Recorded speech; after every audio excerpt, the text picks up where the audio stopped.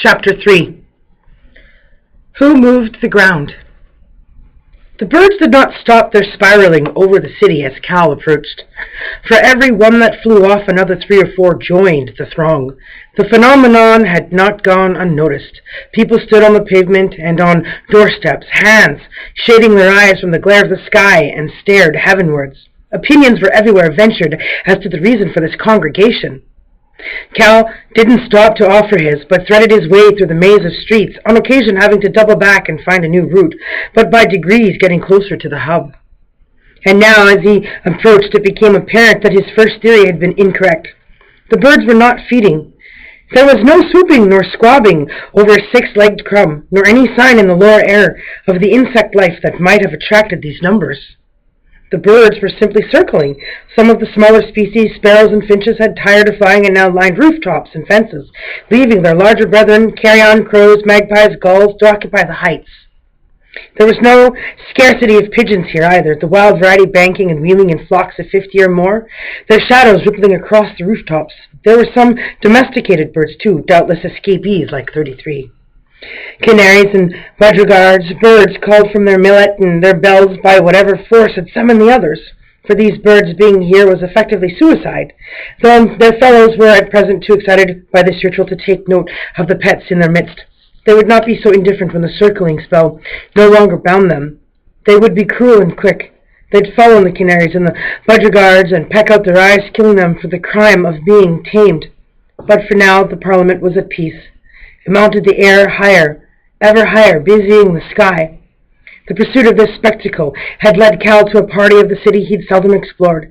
Here the plain square houses of the council estates gave way to a forlorn and eerie no-man's land, where streets of once fine 3-story terraced houses still stood inexplicably preserved from the bulldozer, surrounded by areas leveled in expectation of a boom time that had never come. Islands in a dust sea. It was one of these streets, Roost Street, the sign read, that seemed the point over which the flocks were focused.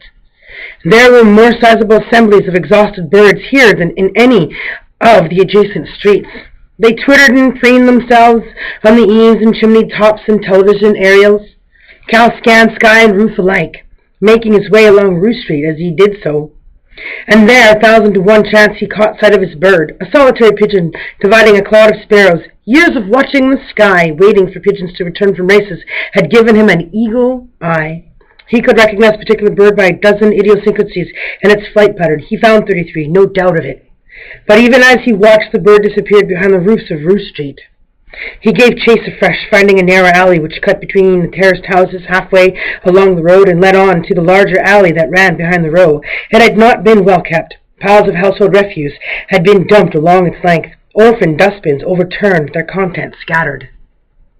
But 20 yards from where he stood there was work going on. 2 removal men were maneuvering an armchair out of the yard behind one of the houses, while a third stared up at the birds. Several hundred were assembled on the yard walls and windowsills and railings. Cal wandered along the alley, scrutinizing this assembly for pigeons. He found a dozen or more amongst the multitude, but not the one he sought. "What'd you make of it?" He had come within 10 yards of the removal men, and one of them, the idler, was addressing the question to him. "I don't know," he answered honestly.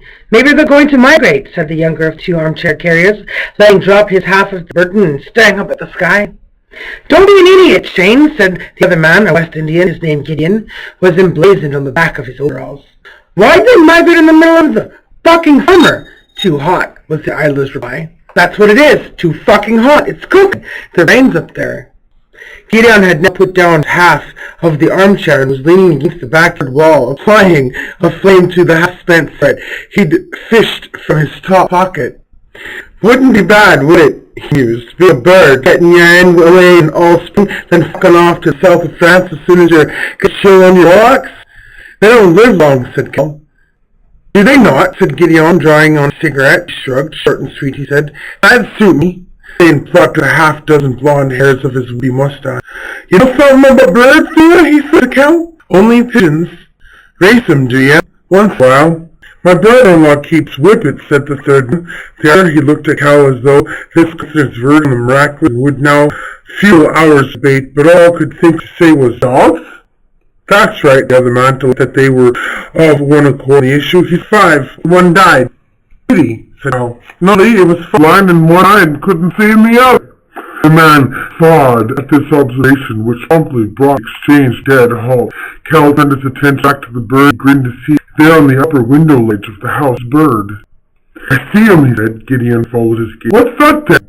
Then he escaped. Cal pointed. There, in the sill seat. All 3 now looked. Something is, said the eyelid you, Basil. Shane commented. Just came, replied. It's 1 prize, said Cal. Some prize. Keeping his eyes glued to 33, but the pig with no sign wanting to fly, preened his wing feathers, and in a wild to beady eye the sky. Stay there! Cal told under his don't move.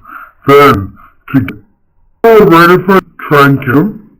Help yourself. The old who had the carted out the hospital will take him to pay her bills. Cal ducked into the yard, negotiated the back that had dumped her, and went into the house, shambled inside.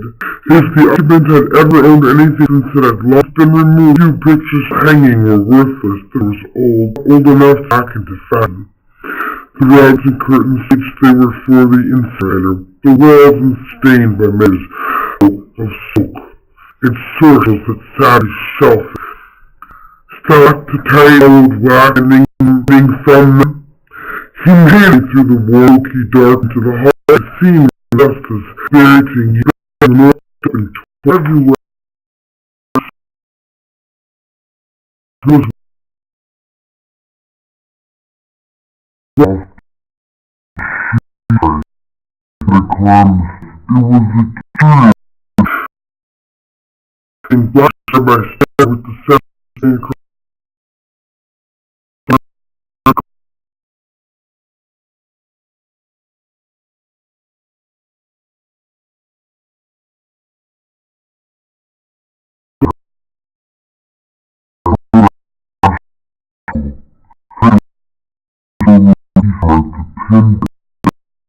circle